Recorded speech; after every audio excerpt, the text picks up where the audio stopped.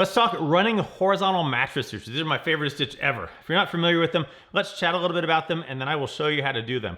Everyone is familiar with vertical mattresses and horizontal mattress sutures. You learn them in school, and every so often I'll have a patient with a laceration. I'll say to the student, hey, why don't you do a running horizontal mattress suture on that? And they look at me like, did you just make that up? Because I do that at times, admittedly. But I said, no, it's super cool. I showed them how to do it. I showed them a video of it. They love it, they do it, and the world is a better place because of it. Mattress sutures, as everyone knows, are great on areas where you need a little bit more support for the wound edges, or you need the wound edges to evert a little bit more for proper healing. Some examples are forearm lacerations. I mentioned this in previous videos, but forearm skin is notorious for rolling under itself. I had a patient early on in my career, had a laceration, I did a running suture, sent to the workman's comp office, didn't realize the skin had rolled under. They took the stitches out and then the wound dehisced, and the world was not a better place because of it. So for that reason, I started doing mattress sutures on forearms. And I would prefer to do a horizontal mattress suture because you get more wound real estate with each stitch. But the problem I had with them was that I could never get the skin to lie flat. It would always cause it to bunch up longitudinally along the wound. And so for that reason, I started doing vertical mattress sutures, which they're fine. They take twice as long. They're not as pretty. You have to put in a lot more of them. But it was the skill set that I had. And then eventually discovered the running horizontal mattress suture, thanks to Al Sacchetti, who was a ways into my career. And I've started doing those in a bunch of places. I do them now on forearms because of that wound edge eversion issue. Also great for wounds where you need to diffuse the tension along the entire length of the wound.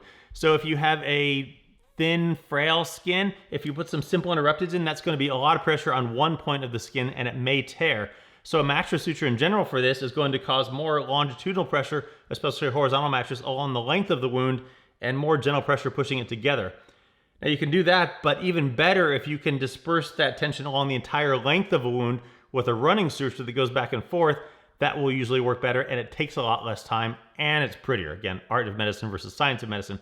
So great on thinner skin, great on places where it might roll under, and then places where the wound's under a little bit more tension, not crazy amount. If it is under a lot, I will still probably put some deep sutures in and then maybe do a running horizontal mattress or regular running on the surface. Just depends on the wound. But needless to say, lots of places where this stitch is great and I love it, and let me show you how to do it. I'm going to do this on this Kenley suture pad. If you don't have one, I'll put a link down below. You can check it out on Amazon. They're like $19 and they do a pretty good job reapproximating skin. I can tell you that anything fake that I have sewn on pig's feet, these, is not as nice and not as forgiving as real skin. Real skin will always come out better than these, so don't fret if your job on here doesn't look perfect, but this is a pretty good facsimile and better than pig's feet, definitely, I can tell you. So this is the end result that we're going for right here. I'm going to suture this one here. I'm going to use some 4-0 Ethlon. The way this stitch starts is that it starts just like a regular running suture. And quick primer on the needle driver, as I mentioned before, you really want to palm it for this because if you put your fingers in the finger holes, it's really going to cause some challenges as this goes on. So palm the needle driver, finger down here, and we start with just a regular, simple interrupted suture like you would on any other wound.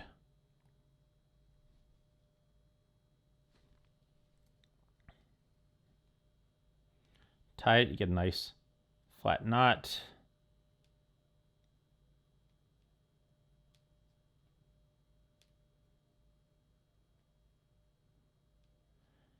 And then pull the knot over to one side. You want to make sure this is actually probably a little bit narrow. Make sure you leave enough here so that when you go to cut it out a week or two later, you can get the scissors under there to cut it out. You can trim the edge off here, leave a little tail, and then from there, you go down a little bit. I always recommend sewing far to near. It's a lot easier. It would be analogous to sewing right to left. It just doesn't make sense to sew near to far because you can't see where you've been as much. So far to near, it's easier to see where you've been and where to put the next stitch in.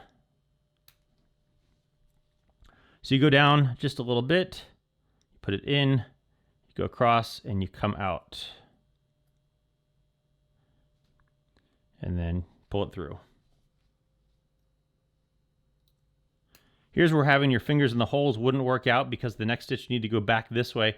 And if your fingers are in the holes this way, that's not going to work. If your fingers are in the holes this way, you can do it. It's just a lot harder.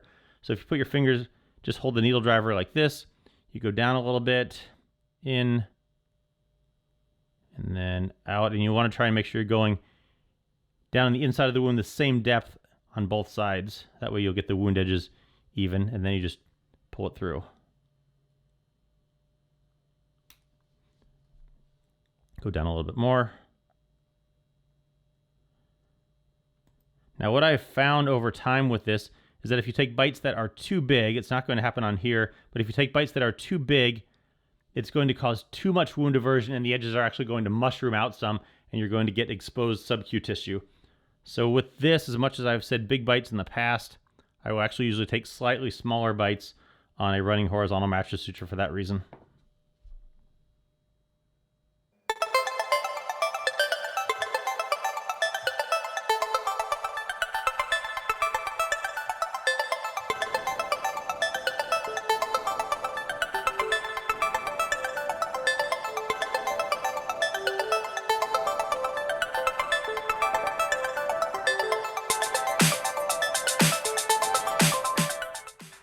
Now, as I'm going, a lot of times I'll kind of tug it down, and you can go back and cinch these up a little bit.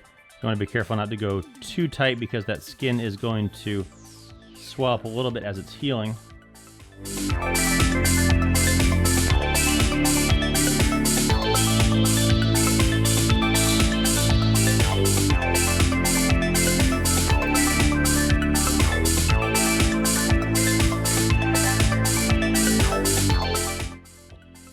Now on the last stitch, when you go to tie this, you tie it just like a regular running suture. So you put it through.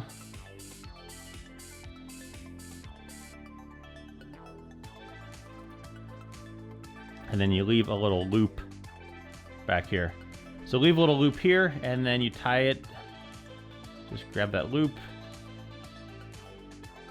and pull it through and tie it just like a running suture.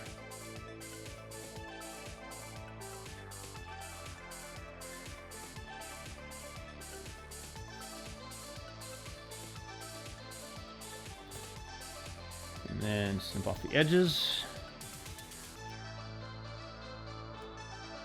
There you go.